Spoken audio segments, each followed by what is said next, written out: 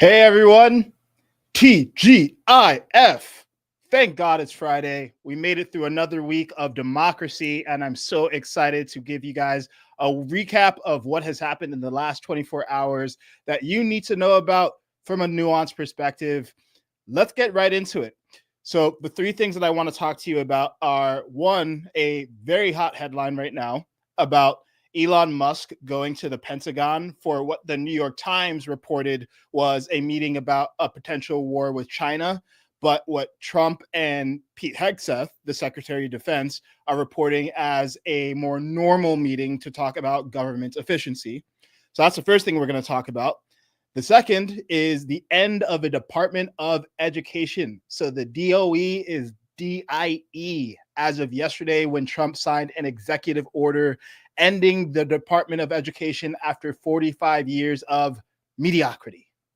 And then last, we're going to talk about tariffs, specifically some of the impact that tariffs have made up to this point in the administration, as well as some of the pros and cons of tariffs more generally, because I had a video that went very viral talking about the tariffs on eggs and dairy and poultry that Canada imposes on the US after a certain quota was met.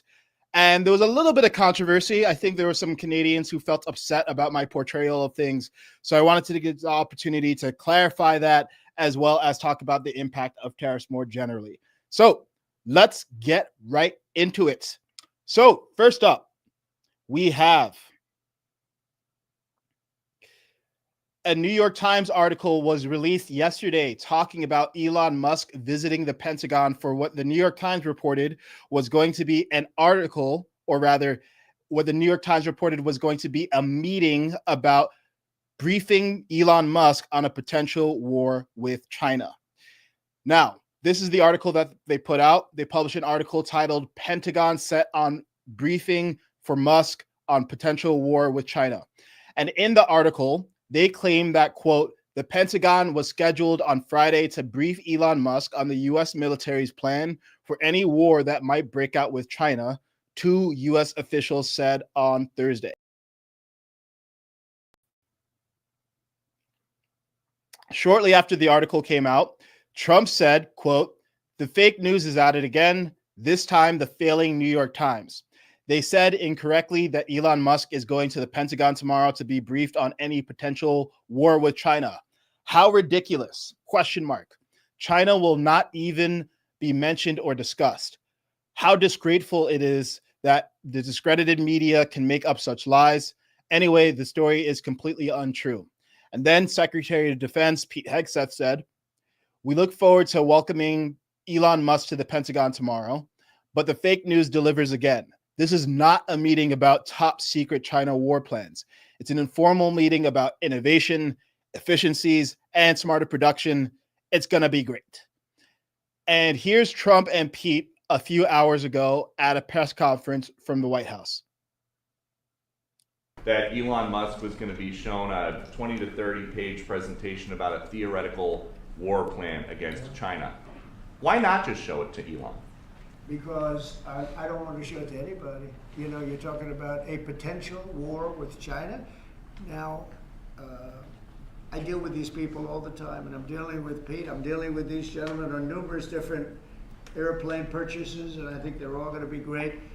But I don't want other people seeing, anybody seeing potential war with China.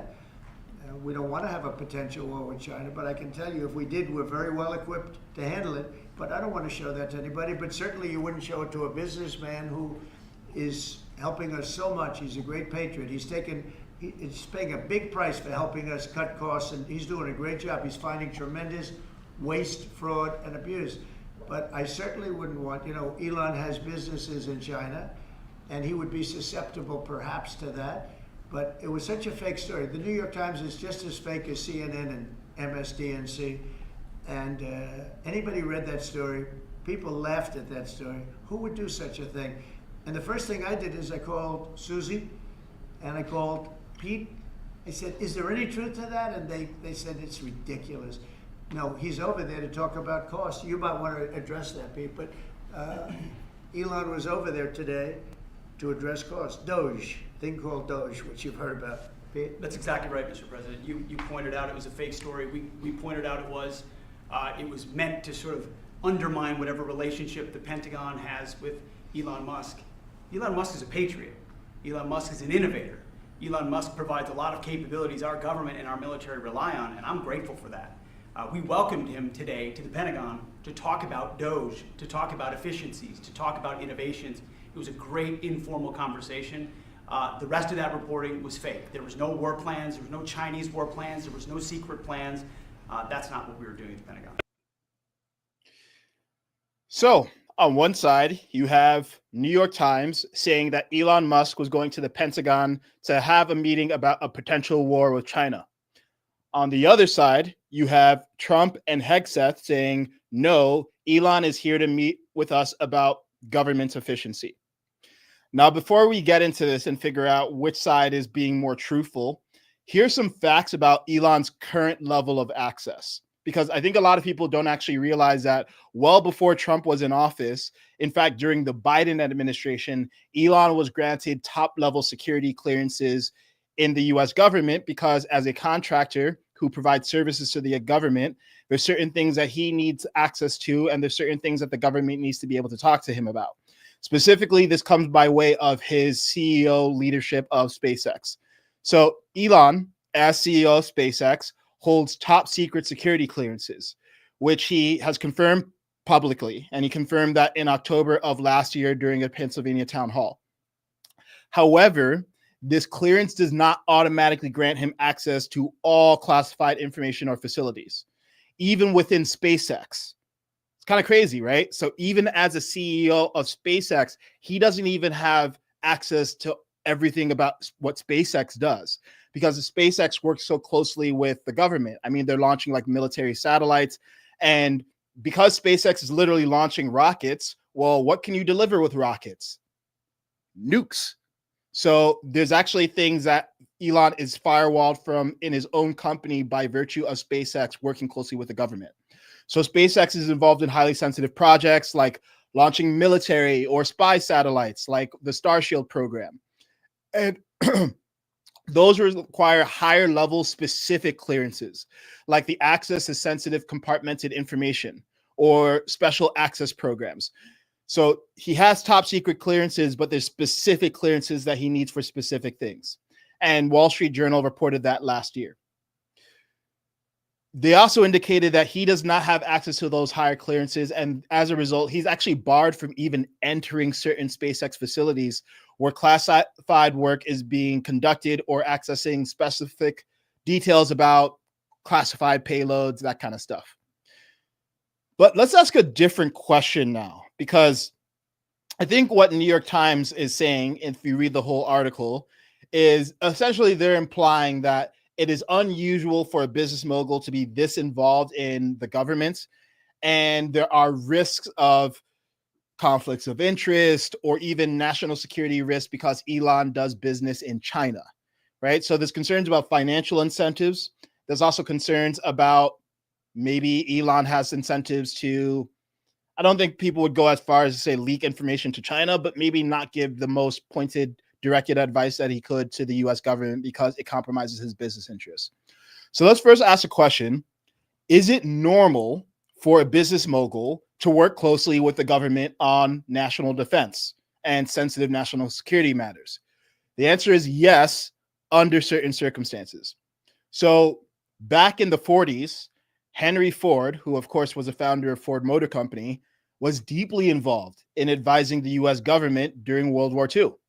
And he became the cornerstone of the arsenal of democracy, which is a term that was coined by FDR.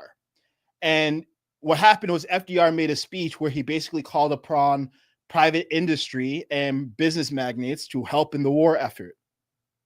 And one of the ways in which Ford helped was by mass producing military equipment like B-24 bombers and stuff like that. So Ford personally consulted government officials on industrial mobilization. He gave insights on assembly line production techniques that were needed to supply the war efforts.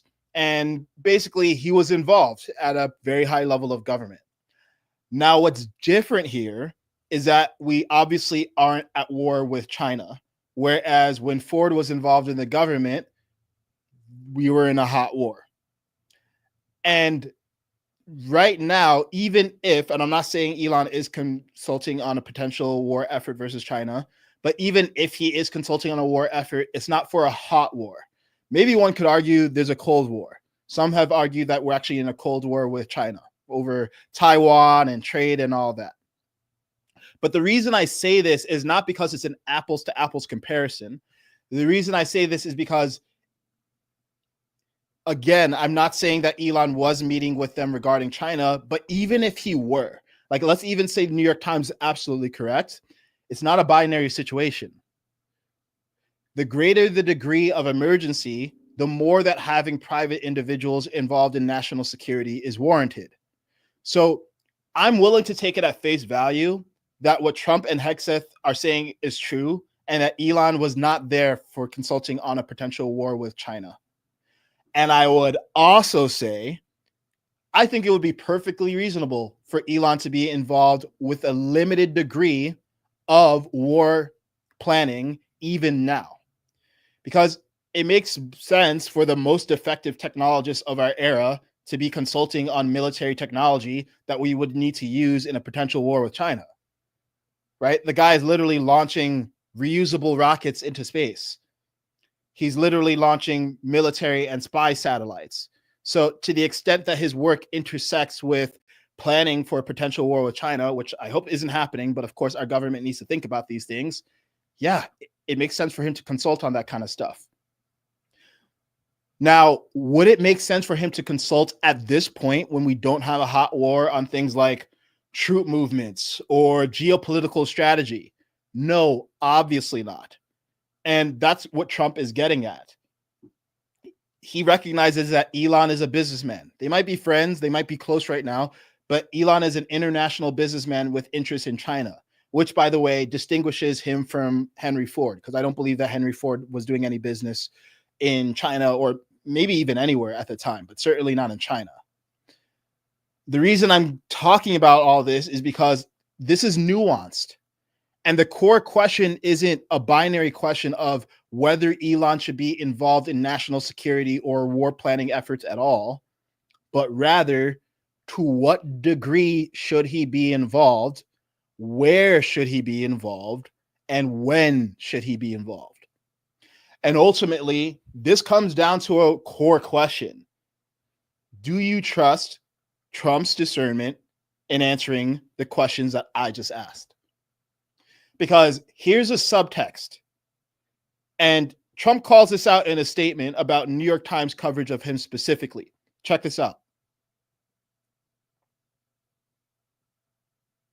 I'd add that I think Elon, if they ever wanted to do that, I think Elon wouldn't do it. I think he wouldn't do it. He wouldn't want to put himself in that position.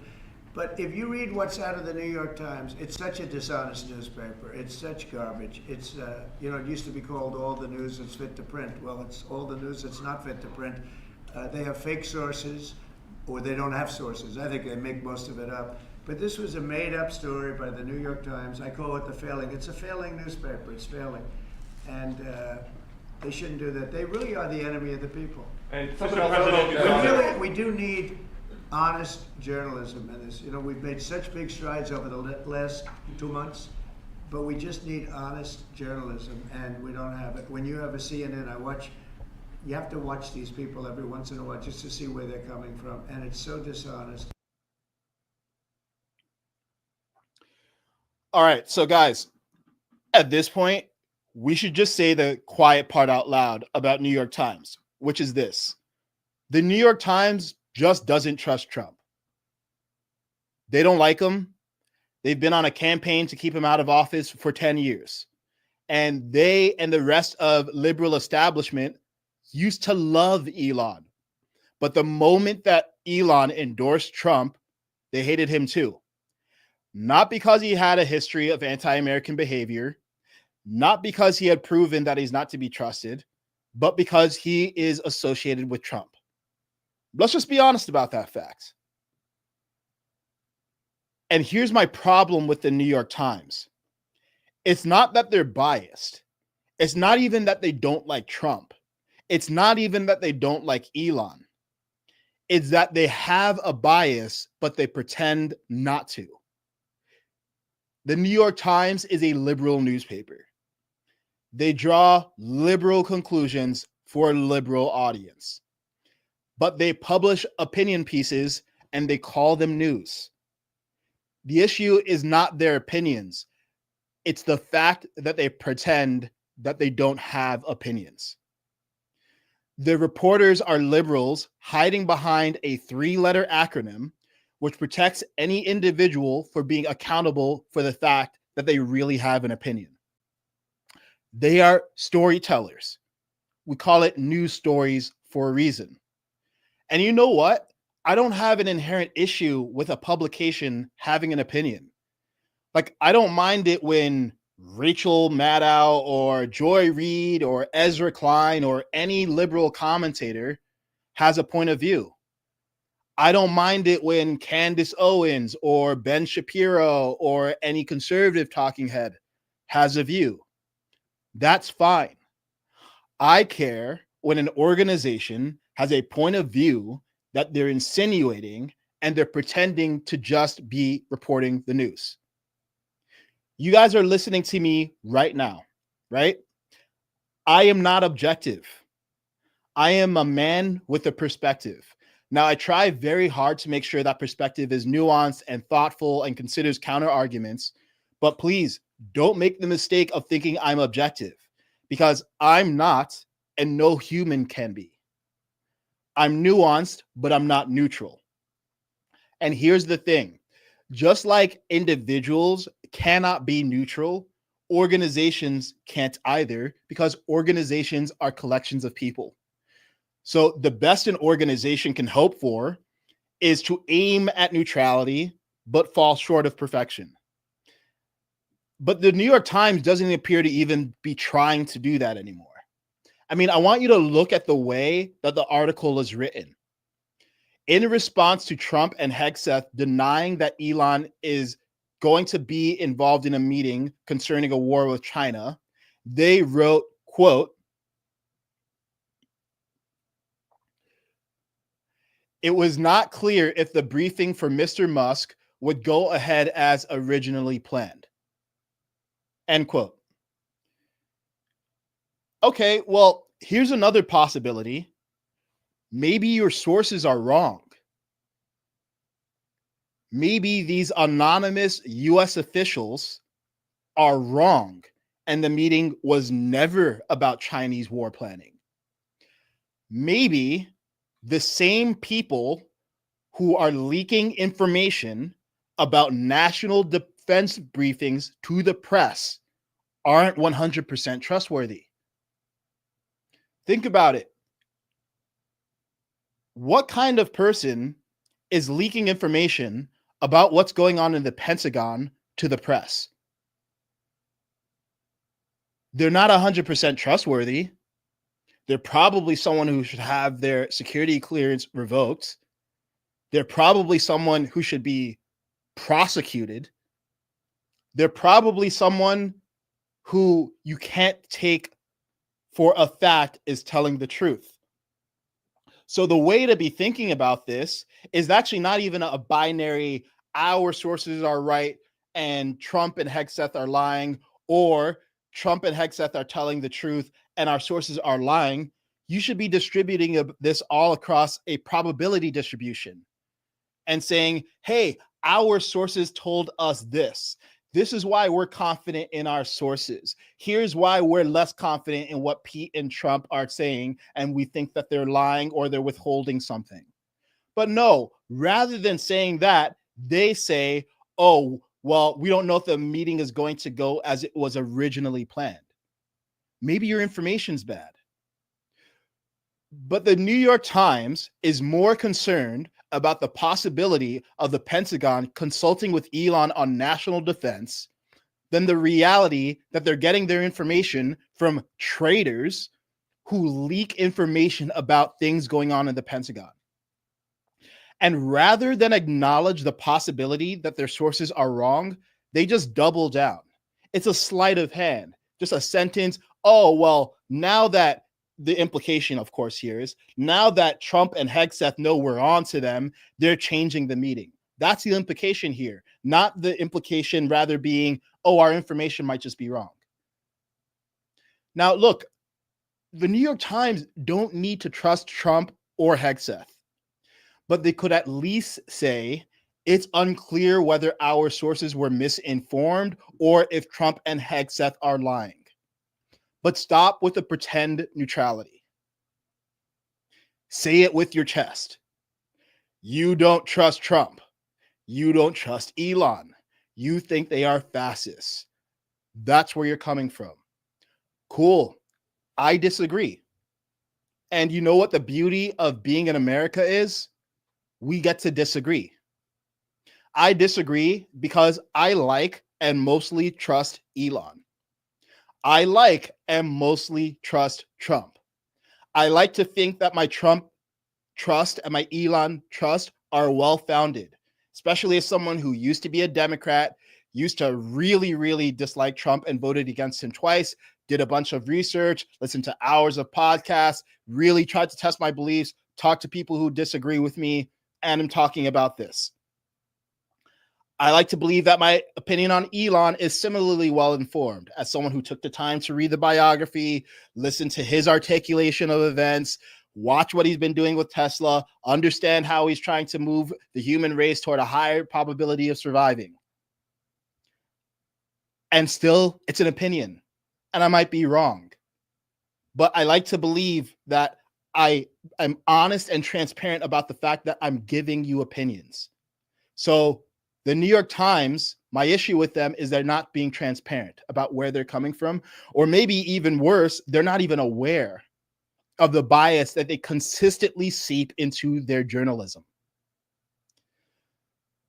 So look, we're all free to disagree, but do your readership the service of at least being honest about where you stand, because it's not in the middle.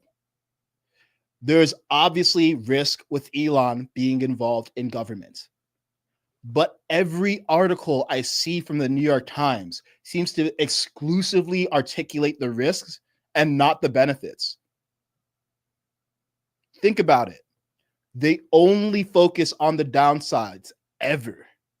Not the fact that the man is launching reusable rockets into space, not the fact that the man has made several of the most effective, valuable companies on Earth, not the fact that the man is single-handedly winning the race in key areas of military technology that we would need if we did go to war with China.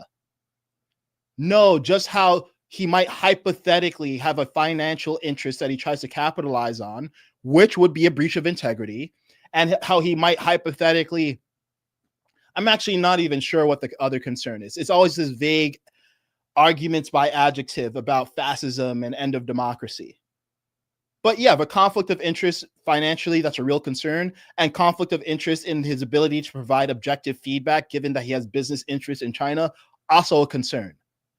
But if you're always articulating just the risks, if you're constantly focusing on just the risk and you're ignoring the reward, you aren't reporting reality. You are constantly negative, jumping at every shadow, neurotic, and not news. And that's okay. Just be honest about it. And if they can't be honest about it because their business model relies on the illusion of neutrality, so be it. But you as a reader should not be involved. And you know, I didn't see this when I was just a Democrat by default. I thought of MSNBC and New York Times and CNN as the good guys and Fox News as the bad guys. Okay, like again, I'm Black. I grew up in New York. I live in California. I worked in tech. I voted against Trump twice. I was a New York Times subscriber. I thought it was New York Times, CNN, MSNBC good, Fox News bad. Fox News were the deranged, weird conservatives. And the people, of course, I was listening to were the objective ones. But as I matured, I realized, no, all of these outlets have their own perspective and biases. And as a default Democrat, I was in such an echo chamber, I didn't realize that. I just assumed that what I got was a whole truth and nothing but the truth. But that's not true. It's never been true. And that brings me to a larger point, because sometimes people ask me where I get unbiased information. I don't, because there is no such thing as unbiased information. I try to just get information from multiple perspectives, form the best counter arguments I can to the opinions I already hold, and proceed from there. I try to be aware of what I think and intellectually curious and humble enough to be proven wrong. And in this landscape, this information ecology where things are incredibly distributed and increasingly decentralized, I think that's a responsibility of all of us as critical thinkers, as readers, and as people who are contributing to the information landscape, because that's where I think we're going. The genie's out of the bottle. The cat's already out of the hat. We're not putting it back in. We're never going to go back to the point where 3-letter institutions are just trusted by default. And in some ways, that's a loss because it makes it hard to have social cohesion. But in other ways, that's a benefit, because what it means is that it places the responsibility on us as individuals to be powerful, to be sovereign, and to think for ourselves. So that's where I think we're going, beyond the illusion of objective media. And that requires more responsibility. But the more responsibility that we have, the more freedom that we get to enjoy. So this requires a higher standard of critical thinking and quality listening. And I think the sooner that we all realize that, the better off we'll all be. So yeah, part of this is about what the New York Times said about what Elon is going to the Pentagon to do. But that's something in the 24-hour news cycle that it's going to come and go. It's actually not that important in the broader scheme of things. What I want people to really look at is when people who have subjective views are trying to present what they're saying as objective. Again, I don't have a problem with subjectivity. I'm subjective. I'm biased. Everyone is.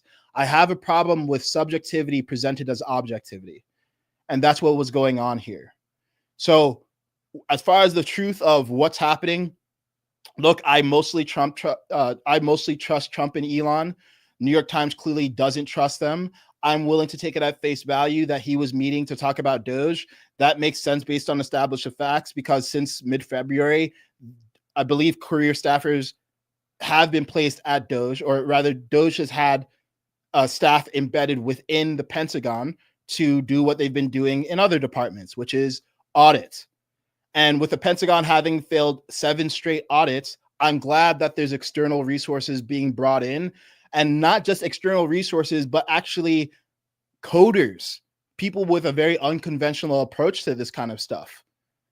Because some of you have seen this clip surface from several years ago when Obama was saying that he's establishing, he didn't call it Doge, but basically there was going to be an effort to increase government efficiency led by Biden. Which, of course, it didn't work. But every president tries to do this. No one has really made a strong, substantial dent. No one has cut $1 trillion from the deficit. And with nearly $37 trillion in debt, and with interest on that debt starting to exceed a significant portion of the budget, yeah, I want an unconventional approach, because this is just not sustainable. It's not. Like, we're going to go bankrupt soon. So yes, I want Elon involved in my government. Thank you. And is there a risk that he implants Neuralink brain chips in all of our brains and becomes an evil dictator, and the entire time this is his secret plan to take over humanity? Yeah, it's possible. It's totally possible. There's a non-zero risk of that. There's risk with every reward. So I just want nuanced reporting. That's it. And I'm not one of these people who is anti-journalism. I'm not a journalist, guys. I don't know what I am. Maybe I'm a news influencer or organizer. You guys listen to me for something, but you shouldn't listen to me for journalism. I'm just someone who likes to pay attention, organize the information, and I have a gift for communicating it in a way that makes sense to other people. But we need the people who are journalists, who are actually going out into the field, talking to people, getting interviews, doing the really, really hard work that journalists do. I really treasure journalists. It's a hard job, and I think it's often very thankless. It's very hard to please people in journalism. So I want quality, honest journalism. And I don't read the New York Times regularly. So look, I'm sure that they're providing journalism in other realms. But when it comes to politics, they consistently have a slant and they're not being honest about it. And that's not fair because look, I went and read the New York Times article. And when I read the New York Times article, I was like, oh, wow, there's actually like thousands of comments from people here who just take everything the New York Times says without any kind of like criticality around it. And everyone is like just parroting the same thing about fascism, unprecedented, dictator. Someone needs to stand up to this. And I get their concerns, right? I get their concerns, but I'm not sure if they are proceeding from the assumption that the New York Times is a collection of humans that also has their own bias. So that's what I want. I just want people to think for themselves and don't let the New York Times do the thinking for you. I think that's a real takeaway. Don't let the New York Times do thinking for you. Don't let Fox News do the thinking for you. Don't let me do the thinking for you. Don't let any influencer, any person do the thinking for you. You got to do the thinking for you. We got to all do the thinking for ourselves. But man, I got to say, sometimes I wish I could just turn back time and we could go back to when I just like trusted the newspaper. It's a lot simpler back then. Okay. So let's see. Oh, and by the way, so I like to consider myself independent. Some people call me MAGA. They call me conservative, whatever. That's fine.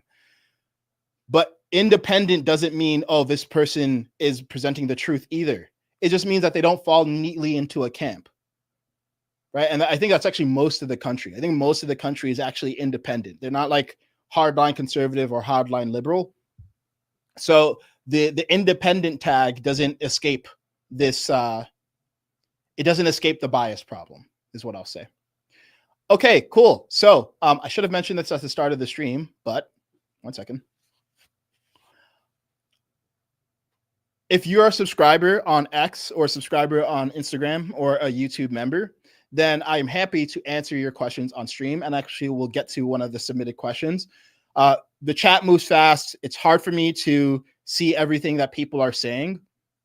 So the way that I sort through questions that I want to answer on stream is by giving that privilege to people who are supporting me.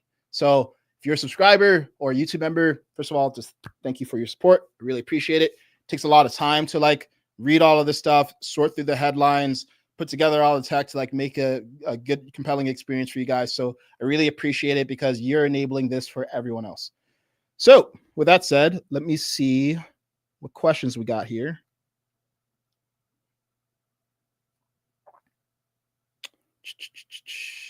I had someone. Aha. Okay, cool. So this is a completely unrelated question from Traditional Girl. And Traditional Girl, I hope you're watching. She says, I'm a former Democrat and I'm confused.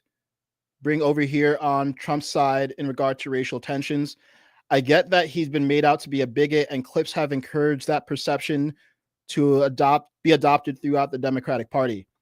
I'd be really grateful to hear your takes on the Black Lives Matter movement. Is it untrue that Black men were targeted for imprisonment? Is it untrue that Black people, men mostly, are disproportionately unjustly arrested and or killed by the police? I got arrested for participating in a John Crawford III protest, but wasn't able to participate after that and have been steadily on an opposite viewpoint from my peers since COVID. Would you be willing to help me tease this out? Okay, cool. So good question, Traditional Girl, and I'm glad that you asked it. It's a sensitive one. So I want to offer some perspective on, I want to delineate between Black Lives Matter and Black people, okay? Because Black Lives Matter is an organization headed by specific people with their own agenda and their own incentives and their own interests. And I'm not saying that their interests are not to some extent aligned with Black people more generally, but I just want to make it clear that Black Lives Matter is not just a movement, it's a literal organization. Now, something you might not know is that Black Lives Matter, or specifically the founder of Black Lives Matter, has, I believe, 3 houses that she bought using money that people gave to Black Lives Matter, the movement, which raises questions. Now, she argues that they needed those homes for events. And I'm sure they use those homes for events at times. But me personally, when I see something like that, it just makes me suspicious. Why do you need a bunch of nice homes in LA that cost millions of dollars to have meetings? Like, even if there's no corruption going on here, and you literally are holding these spaces for meetings, do they need to be multi-million-dollar homes? I mean, homes in LA are expensive, let alone 3. So the reason I say this is because sometimes good intentions and good efforts are co-opted for not so good ends. Sometimes people utilize a popular social trend and they co-opt it for their own ends. For a very good example of this, so Matt Walsh, who's a conservative influencer, put out a great, and it's just a hilarious movie that you should definitely just watch, called Am I Racist? And in this movie, he poses as like a white liberal dude, and he goes into these meetings with, I mean, I hate the term grifter, but people call them race grifters. I think oftentimes with like grifter, fascist, Marxist, communist, these terms don't really mean anything because they get overused. But let's say this, let's actually give the more charitable interpretation. People who are in the business of educating people on the subject of racial bias, things like systemic inequality, microaggressions, things like that. So some people call them race grifters, other people call them people doing conscious work, right? And he goes into these meetings, and the meetings are very strange, right? Because you go into these meetings, and what you see is like a bunch of white people sitting around who paid thousands of dollars to sit there and be lectured on how their ancestors were evil, and they're evil by virtue of being their progeny, and they have a bunch of unconscious racism, and they need to purge their racism for $5,000 in a 3-day summit. And you watch this, and it's like, okay, look, I mean, everyone does have unconscious biases, and I think everyone has stereotypes that they apply, and I think that's human nature. Like, everyone operates based on heuristics. The first thing that we see about someone is their race and their gender, so I get why those are the most charged topics. But a lot of it seemed like actually, just making people feel bad, not actually healing. And people were getting paid a lot of money to do this work. And when Matt Walsh would ask them like very basic questions, like what is systemic racism? And there's actually a really funny scene where a white woman named Robin DiAngelo, who wrote a book, I don't know if it's about white guilt or it's called White Guilt, was asked if she'd give all the money in her wallet to Matt Walsh's assistant, who was Black. She felt initially really resistant, but the logic was, okay, well, if you're the beneficiary of evil oppression, shouldn't you make amends right now with this Black person who's right in your face? So the reason I say this all is because there's just people who first of all don't really have a coherent, logically grounded worldview. I think a lot of this stuff that's based on like reparations and this division based on race just is just not sensical. But there's people who use a popular trend to make money. And the reason I say this all is because people often exaggerate the extent to which an issue is an issue. And I think that's a lot of what was happening during George Floyd. Now, I'll speak anecdotally, and then I'll talk about the data. I don't have the data on hand, but I'll speak at least qualitatively about what I remember from having looked into the issue. Okay. I can say that my personal experience as a Black person is that, yeah, I've experienced some racism in my life. It has not held me back to a significant degree. You know, I get called the N-word sometimes. It's like, have people online call me it. You know, it's happened in like 4th grade once. You know, I run across racist people, and it's like, it's just not that big a deal. It doesn't happen very often. And what's not said is honestly the upside of me being Black, which is I stand out in certain environments, right? Like, I went to Harvard. I got really good grades in school. I like to believe that I would have gotten in irrespective of affirmative action, but I know it worked to my benefit. I know that if I work at a company, used to work in tech. Yeah, I know that it looks good for the company if I'm on the brochure. So it goes both ways, right? And often we just want to talk about the negatives of being a minority, but sometimes there's also positives too. Now, to the question of whether there's this epidemic of police brutality against Black people, I don't know.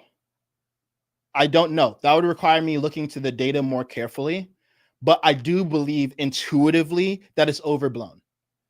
It's overblown and it's brought into focus in a way that when people focus on it, they're not focusing on it because they know. They're focusing on it because it's the trendy social agenda a lot of the time. Like they haven't actually done the research, but they see like this one example and they're like, oh my God, this is a huge issue. I better make my profile a black square. I better get out in the streets. I better start looting stores. And I think a lot of these are people who just like, they see an example of something bad happening and they extrapolate that and they decide I need to be an activist in that moment. And I get that. But oftentimes this stuff gets overblown and then we don't start talking about other factors like, hey, what could other reasons be that Black men are disproportionately incarcerated? What are things that we can do within the community to help this stop happening, as well as address any potential racism that there might be in the police force? And then what happens is we bring things to an illogical extreme where we start saying things like, oh, we need to now defund the police, which is insanity. Okay, because who are you going to call when you have a violent criminal at your door? You're going to call Black Lives Matter? No, you're going to hit 911. You're going to call the police. You want them to be well funded. You also want them to be well trained. So the reason I mention all of this is to just point out the fact that, especially if you're someone who is like a former Democrat, the heuristic you should apply, or rather the principle you should apply is, hey, how specific can we be about a specific issue? So if people are saying that there's like a bunch of police brutality against Black people, it's like, hey, what are the numbers? Can we actually see numbers here? How does that compare against white people or, Hispanic people, or and what's the rate of crime more generally? And like, let's just get specific here. It's my same complaint when people say stuff like fascist, okay? The way you should think of any political ideology is existing on a spectrum. On the far left, you reach Marxism and communism. On the far right, you reach fascism. That doesn't mean that anything on the left is communism and anything on the right is fascism. So when people say like stuff like, oh, Trump, this is fascist, it's like, I mean, enforcing law and order, I guess, is more right wing, but it doesn't make it fascist. So people like to argue with adjectives rather than specifics. So as you go on your own journey, and I've been through this and I'm still going through this of like just trying to discover, hey, what are my own beliefs about the world? I just invite you to engage in specifics as much as possible. So as far as what the data says, I don't know, because this is a question that I'm answering on the fly, but this is how I invite you to think about it. And I encourage you to just be really specific. Now, there's also some stuff around Trump, like lingering accusations of him being a racist and a white supremacist. Again, it's like, first, what specifically are we talking about? Like, what specific things has he done that people consider racist? And actually, I have a video on my YouTube where I break down, I think it's something like 20 different accusations that people have made of Trump, accusing him of being racist. One really prominent example is Central Park 5. So Central Park 5 is an incident where a bunch of men and I think they were Black and brown, were accused of raping a woman. And after this incident happened, after the accusation, Trump took out an article in the newspaper calling for the death penalty for violent offenders like rapists. Now, a few things you don't know. He did not call out the Central Park 5 specifically. Okay, so this incident happened, and I think it was in the late 80s, maybe late 80s, early 90s. But we got to look at the context. The context is that during that time, there was a lot of violent crime in New York City. A lot. It was like really, really bad. kind of like it is now, but I think it was actually worse than now. So it wasn't a racial issue inherently, it was an issue of crime. Now, years later, I believe Essential Park 5 were exonerated, but that happened years later. At the time, people didn't know that. So people say, oh, he accused a bunch of innocent black men of rape and tried to throw them in prison. No, that's not what happened. He was responding to an environment where there was a ton of crime. He saw this specific incident, and he called for incidents like that to be met with the death penalty and harsher penalties. So again, is that racist? You decide, but look at the nuance, look at the context. And here's what I think is a general way to think about this stuff and headlines in general is just be skeptical of the first thing that you hear and try to always understand, well, are there extenuating circumstances here? What other context here? Like, what's the counter argument against my current argument? Most people don't take the time to do that, though. And I get why, because it requires a lot of cognitive resources. It requires a lot of time. It was really hard before AI to look through various headlines and compare discrepancies and try to just get to the ground truth. But the good news is it's much easier now than it's ever been. Way easier now than it's ever been. Everything that you see me doing, you can do too. It's largely been enabled by technology. Seriously. You can carve through information that would take you hours and hours and hours in literally minutes. And it won't do the thinking for you because sometimes AI can be biased, and sometimes AI, how would I say, is not illogical. But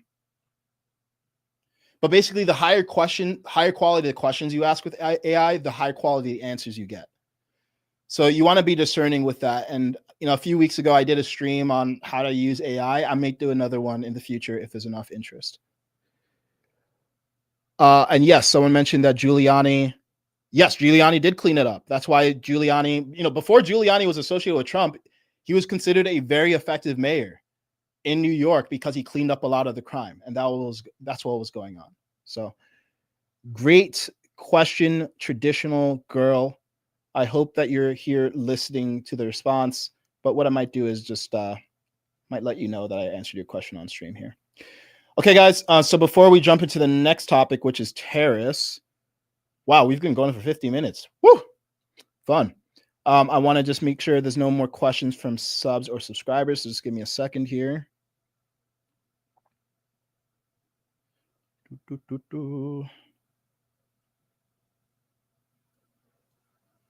Okay. And again, I got to figure out a better way to do this, to be honest, because I'm realizing when I post on X to my subscribers, not all of you guys see it. So I am going to figure out a better solution to have you guys have one place where that if you ask your questions, I will answer. Sometimes I answer questions from the chat if I know you're a subscriber, but I'm nearing 200 subscribers now, which is great, but it makes it very hard for me to know everyone who is a subscriber. So I apologize if you have asked a question and I missed it. The other thing is that I'm talking to the camera and the chat box is over here, so I can only look at one thing at a time. And also sometimes, the chat just gets a little overwhelming to track. But if you're out there and I missed your question, what you should actually do is, if I missed your question and you're subscribers, start by sending me a DM. I might not respond to you, but I'll at least see your question. But we're going to figure out a better solution for the long term here. Okay. You guys want to talk about tariffs? Oh, wait, no, we're not going to talk about tariffs. I baited you. We're going to talk about Department of Education next. So yesterday, the Department of Education died. Moment of silence for that. Trump signed an executive order ending the Department of Education after 45 years of service. And the right is celebrating this as the end of a department that spent a lot of money, trillions of dollars over that period of time, and produced relatively little results. The left is decrying this as a move to harvest money from the department to fund tax cuts for billionaires. And they're also saying that this will jeopardize programs. Now, if you're interested, I made a video, I think it was maybe 2 weeks ago now, detailing the Department of Education, what results it's created, And you can go watch that if you want the deep dive on what specifically they've been up to and how successful they've been. But I want to clear up some fears and misinformation that's out there about programs being removed. Free and reduced lunches are not being removed. In fact, they were not under the Department of Education. That was handled by the Department of Agriculture, along with other services related to nourishing students. Special education support is also not disappearing. That is going to Health and Human Services. And Trump announced that earlier today, but that information was out earlier too. Student loans aren't disappearing. That's going to the Department of Treasury. So basically, the way to think of this is not the US government no longer cares about education. That's silly and hyperbolic. What's happening is that the Department of Education is being broken down from one centralized provider of services to a distributed provider of services. So the Department of Education is being removed and some of its services are being absorbed by Treasury, Agriculture, and Health and Human Services. And I want you to understand, again, you can go into the video, but I want you to understand like part of why it's being dismantled. In 1980, when it was instituted by Jimmy Carter, the DOE cost us in today's dollars $53.6 billion per year. Now it's $79 billion in discretionary, 268 total, but $79 billion in like discretionary programs. Over that period of time, we have spent trillions of dollars on the Department of Education, and we've actually become less globally competitive. 25 years ago, when we started measuring this stuff, we ranked 10th in reading. Now we're 13th globally. Actually, among OECD nations, so first world nations. In math, we have crashed from 18th to 26th. We're behind tiny countries like Estonia. In science, there was a tiny bump from 14th to 12th. So I guess you could call that an increase, or you can call it stagnation. But we're stagnating at best, and we're on a decline at worst, while the amount that we're investing is definitely going up. But you can make a different argument for the DOE, right? You might say that, okay, well, the DOE's original purpose actually wasn't to increase America's global competitiveness. To be clear, that is in the mission statement now, but that's not why it was founded. It was founded by Jimmy Carter originally, essentially to have more centralized enforcement of civil rights. Because what was happening is that, for example, in Black school districts versus white school districts, there was unequal treatment, and Black students were also being treated differently than white students. Right. So the idea was that the DOE could ensure equal opportunities in education. And I will say, to the DOE's credit, there have been some positive effects. They just haven't been very big. So the Black-white achievement gap for high school students has narrowed by about 0.57 standard deviations. Now, to be clear, that doesn't mean it's narrowed by 57%. I'm saying of a standard deviation, it's not narrowed by 0.57 in reading. 0.40 for math. And that's what it's been since 1980 when the DOE was founded. So look, in my opinion, it's not nothing, but it's not enough, especially not after 45 years and trillions of dollars spent. And although people would disagree, we have made a lot of progress on racism in this country. It's not like it was at the time when the DOE was founded. And we have institutions like the Department of Justice. We have a Civil Rights Act. We have Title VII to protect against discrimination. So to the extent that there's still discrimination, we can still file civil rights lawsuits, and it gets handled by the Department of Justice.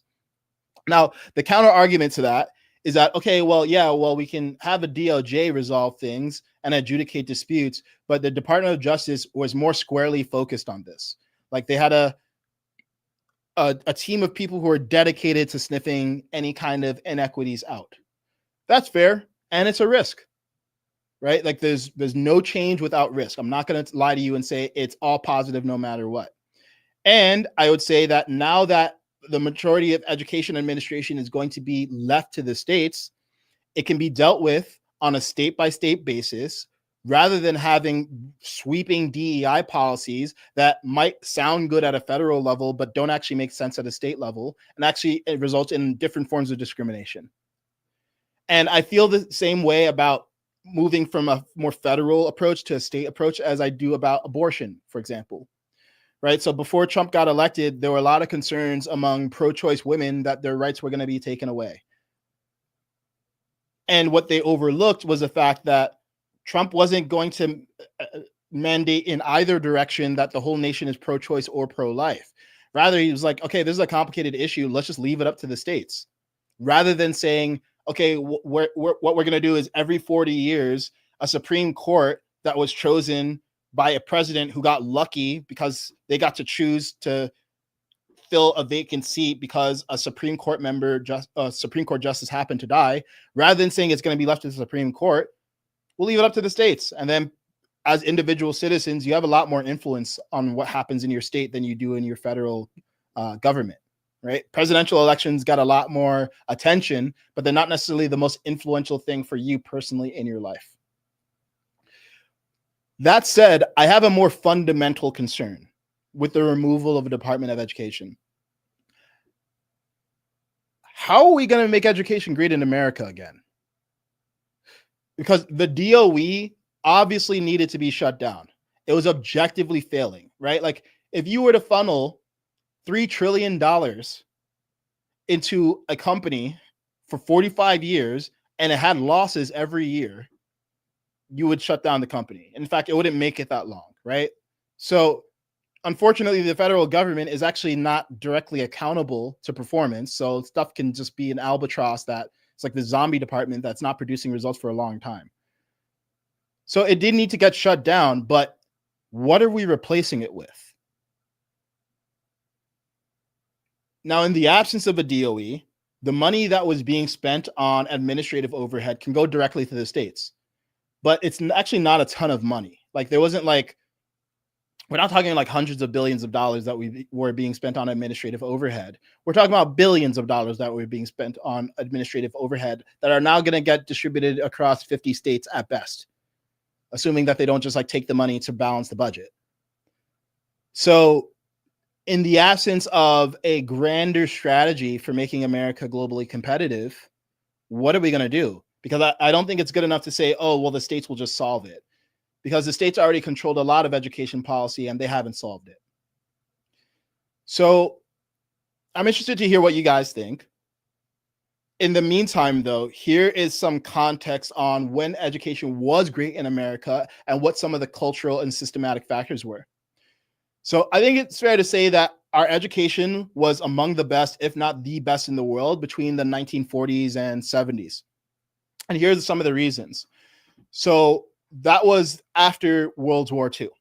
And the GI Bill, which was established in 1944, sent millions of veterans to college.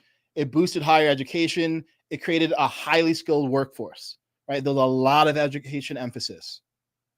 By 1960, we had one of the highest college graduation rates globally. There was a lot of funding of education through the National Defense Education Act. And that was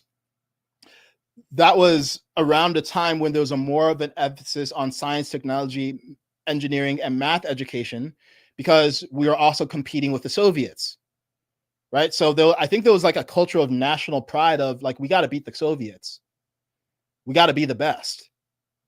So there was an ethos, there was a spirit of wanting to be excellent.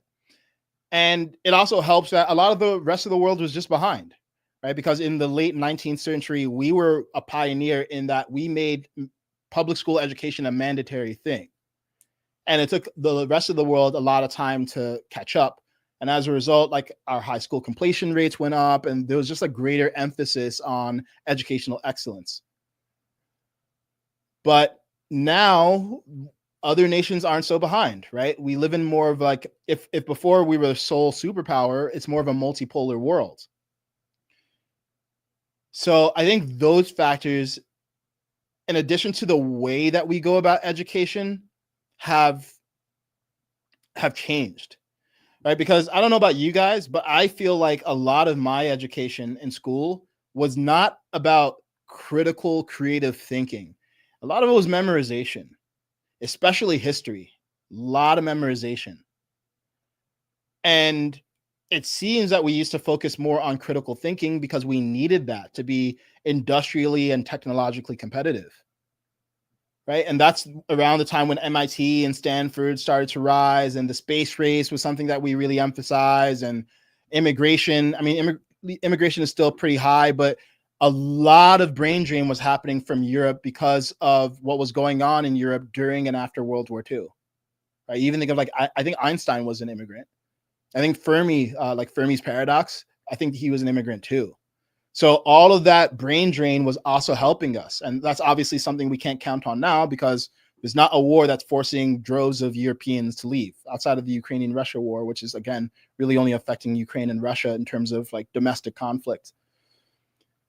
So basically, this is a tough question to answer, because part of the issue here is that there was just a spirit, like, and there's a sense of national unity, and like we just got to win as America. We got to beat the Soviets. We got to be the best. We're riding a post World War II high that we don't have right now. And in fact, we have the opposite. I mean, we have half the country, and I mean this with as little judgment as I can muster, that I think just doesn't like America and outright hates America. So like we've gone very far from like back-to-back World War champs, like we're the best, we got to beat the Soviet Union, to people burning Teslas.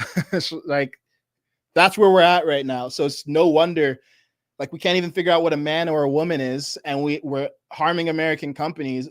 It's no surprise that we're not focused on trying to be the best and globally competitive. So there's a cultural issue here. Now, that aside, which is a deeper problem to fix, and I think the election of Trump is restoring national confidence and like testosterone for at least half the country. And I think it'll take some time for the whole country to buy into that. Like, I think Trump needs to deliver results. People need to feel like their lives are getting better, like their economy is getting better, like being American is cool. And that takes some time. And it might even take more than 4 years, unfortunately. In the meantime, some people, when I posted this question, they pointed out things like, well, the standards even at a state level have gotten lower because we have stuff like No Child Left Behind and the vestiges of that policy. This idea that we need to be giving consolation prizes to kids and just advancing them from grade to grade rather than making sure that they are advanced. Yeah, the culture of that needs to change. Like we really need to have a culture of meritocracy. We don't have a culture of meritocracy. We have a culture of victimhood right now. And I think it's seeped its way into our policy. I think No Child Left Behind, which again was signed by a Republican. I think that was a Bush era policy. Might be wrong on that, but I think it was a Bush era policy.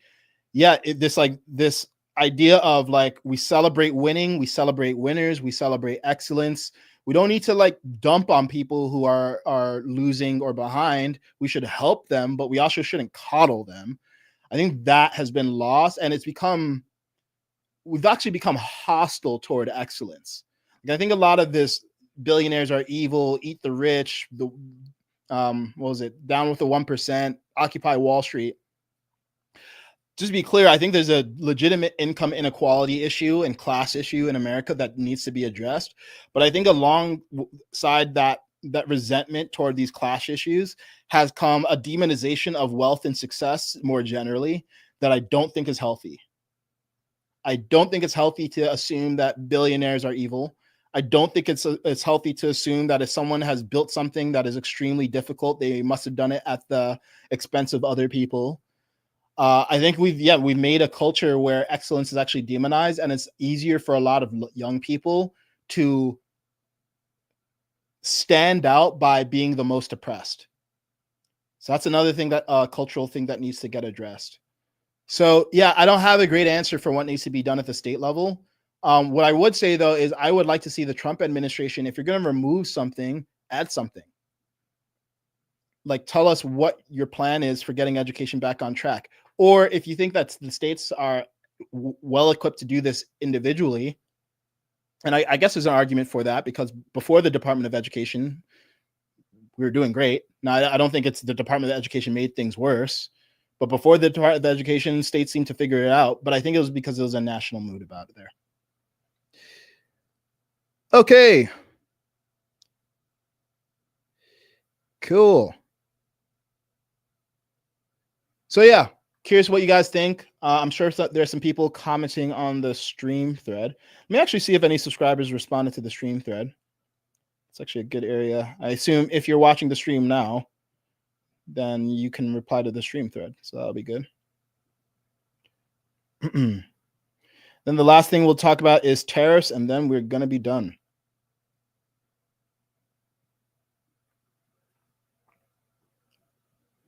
Okay, so I don't see any subscribers in the live chat. If you're a subscriber who's watching right now and you have a question or you have a comment that you want me to read out loud, so long as it's like not nasty and hostile, I will read it.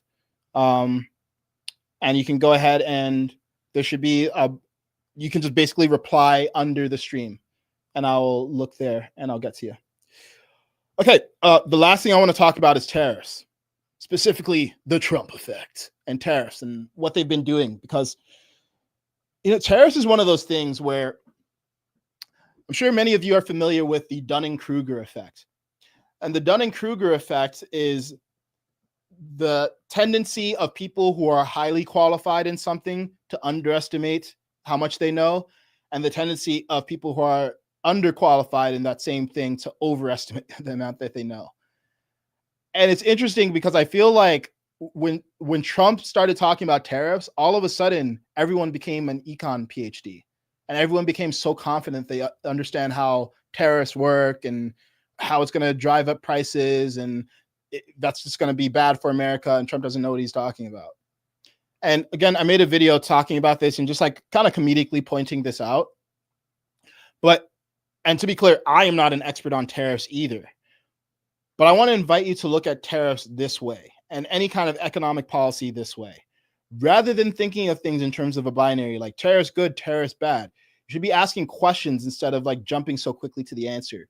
The questions are, hey, what industries are tariffs needed?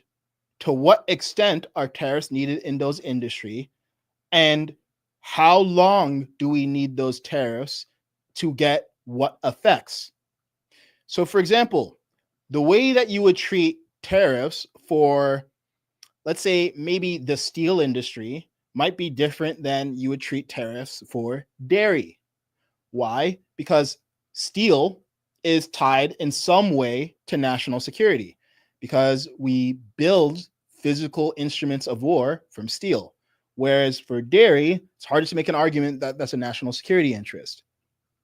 Or a better example, this is a bit of it's not a perfect analogy because a lot of semiconductors are built in Taiwan, but chips, the kind of economic policy that you need for chips that are used for AI should be different than the economic policy that you use for chicken.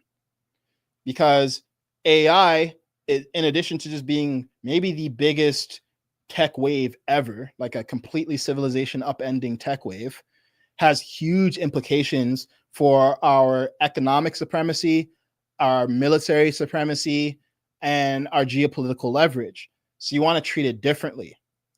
Additionally, people are often, when they look at Trump's tariffs, they don't realize the tariffs that other nations have imposed on us, which is where I want to get into the content of a video that I released on tariffs.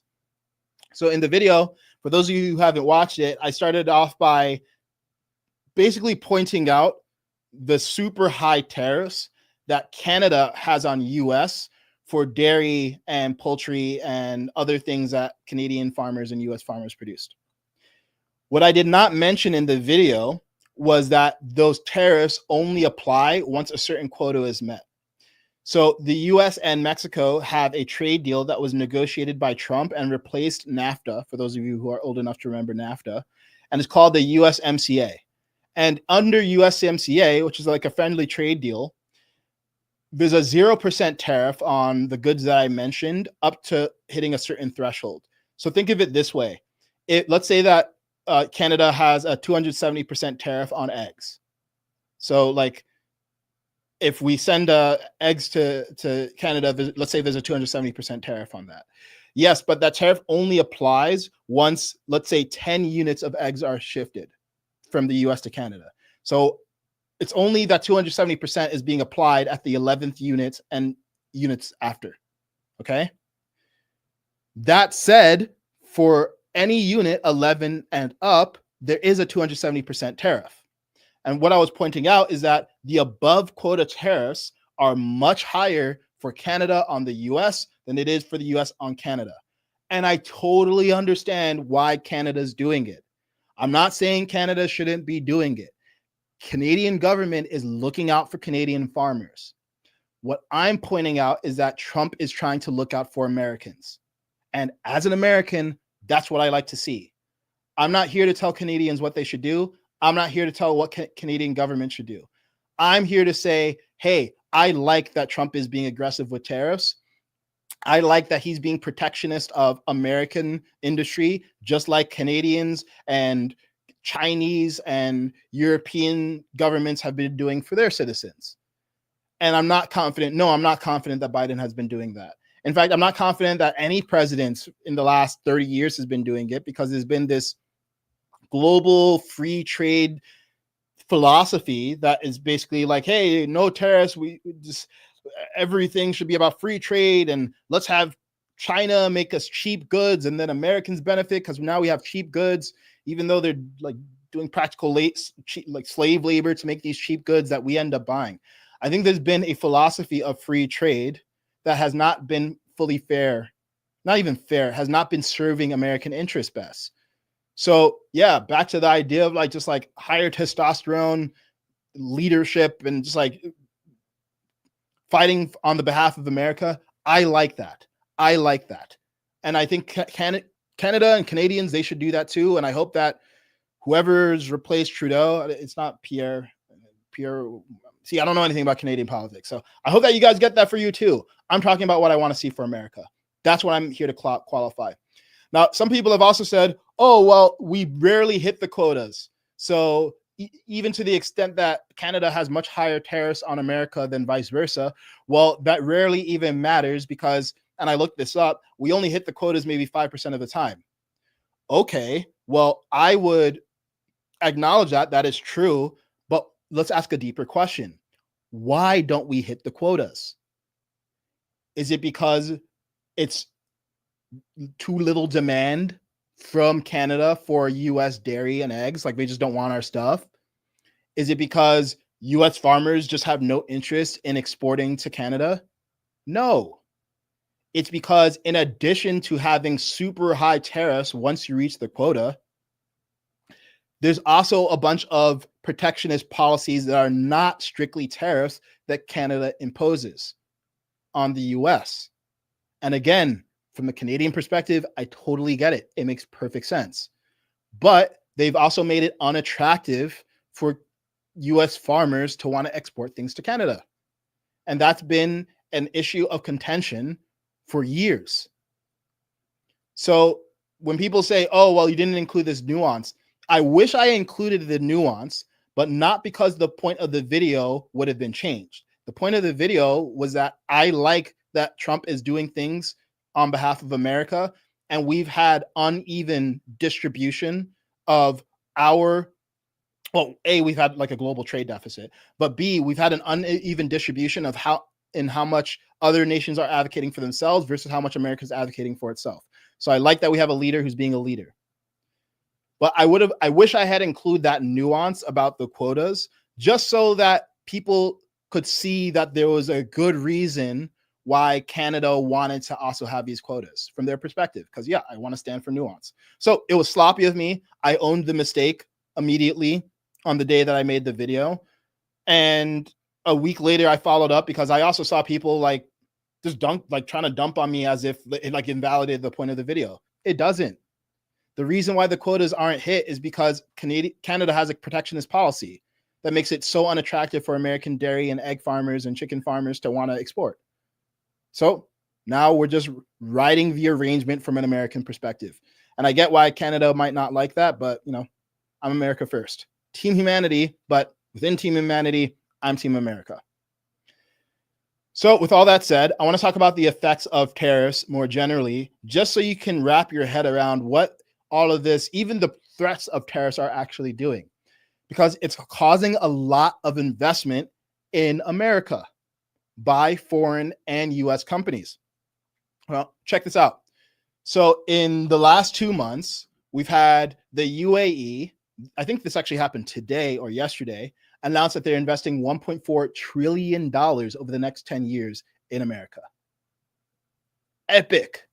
And that's on AI infrastructure, semiconductors, energy, liquid natural gas plants, manufacturing. Awesome. Yes. Remember how I was talking about like critical industries, like national security related things? AI infrastructure. Actually, energy is a national security concern too. Like we're importing a lot of energy, and this speaks to a larger strategy of like maybe we could just get some of our energy here because we're pretty energy rich. We just have some overzealous environmental policies getting in the way of actually us using energy here. And it's not like we're not using that energy anyway. We're just getting it from other places. So it's not actually solving the climate change issue. So that's a really huge investment. Saudi Arabia, $600 billion. Energy, infrastructure, economic ties. That's great. Apple, $500 billion invested here. They're also going to be trying to create a new factory, I think in Texas, and 20,000 new jobs. There was this huge announcement of Stargate. It's this AI project that is a combination of SoftBank, OpenAI, and Oracle. $500 billion project to build AI infrastructure here and build 100,000 American jobs here. Taiwan Semiconductor. Remember how I mentioned semiconductors? Taiwan Semiconductors makes, effectively, like with Taiwan in general, makes effectively all of the semiconductor and chips that we use in AI. They announced a $100 billion investment here and up to 5 additional chip factories here. That's awesome. So Trump mentioned that about $4 trillion of an investment has been announced in the US since the tariff policy. And sometimes that's just abstract. Like sometimes these numbers get so huge, it's like people, it almost doesn't register. What does that mean in practicality? It means more jobs in the US. It means more critical infrastructure in the US. It means more of our national security interests being distributed more toward the US rather than exclusively being abroad. It means that reasons that we might have to go to war with China, like protecting the Taiwan semiconductor industry, because if China takes over Taiwan, we are screwed from an AI and national security standpoint, or AI standpoint, and to the extent that AI impacts national security. So yeah, it's actually like literally the having that more protectionist policy makes it so that military conflict is something that is less likely, because we are less likely to need to get involved in defending a foreign nation to protect our interests. So there's a lot of good things happening here. And I just wish that when it comes to tariffs, people just like expanded their thinking a little bit more, rather than think of it black and white, like, oh, it's going to raise prices. Now, to be clear, it might raise prices in certain goods in the meantime. However, bringing manufacturing back to the US might also mean that people are getting higher quality jobs. And I don't even just mean higher quality jobs from a wage perspective, jobs that they're actually proud of, jobs that people are excited to do. Not like, no offense to anyone who maybe drives Uber here, but like driving an Uber or just like moving numbers around in a spreadsheet, like jobs that are, muscular blue collar jobs that people used to be really proud of, because at the end of the day, you were making something that you could see. That used to be a real mark of American pride.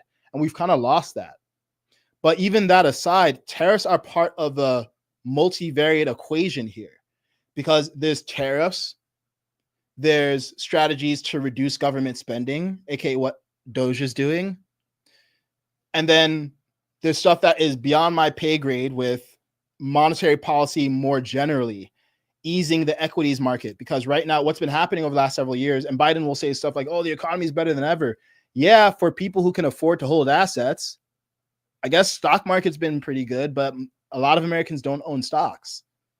So we're talking, and not to mention like the money printing that we've been doing, especially since COVID.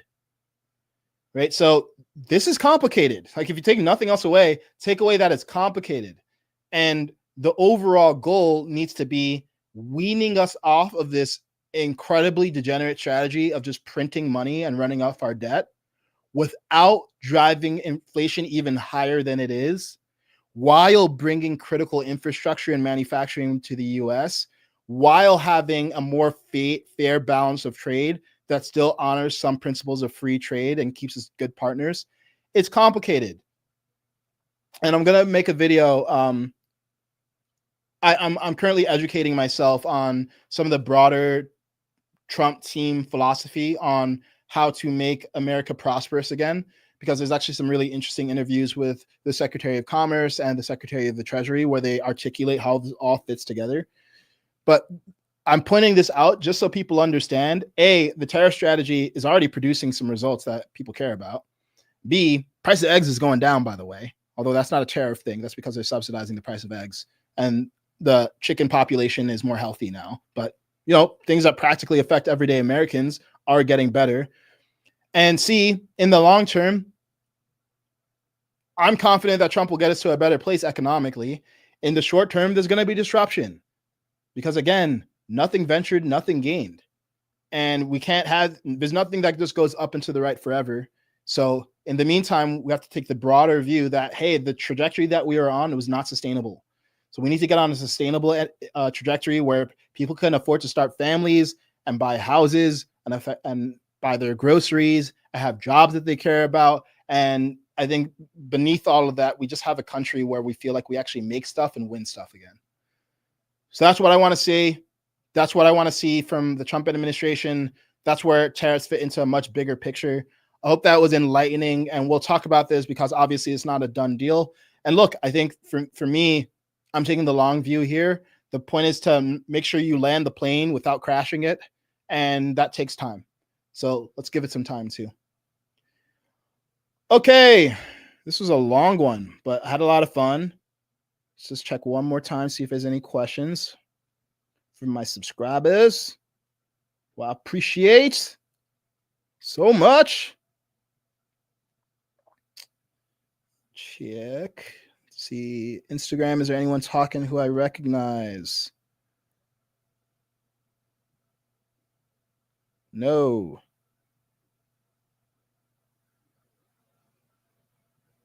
And if I did miss your question, so this is the way it works. YouTube members, if you go to the post section of my YouTube, there's a private post where you can post any questions you want to have answered. So that's where you can ask questions.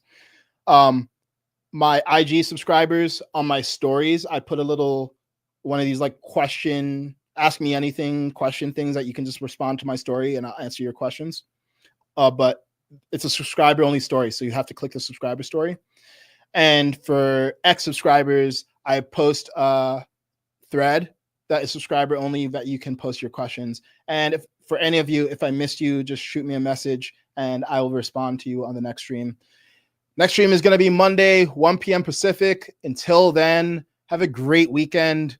Try to disconnect from politics a bit because people are more important than politics. So go love each other, live your life. Thank you for your time, and goodbye.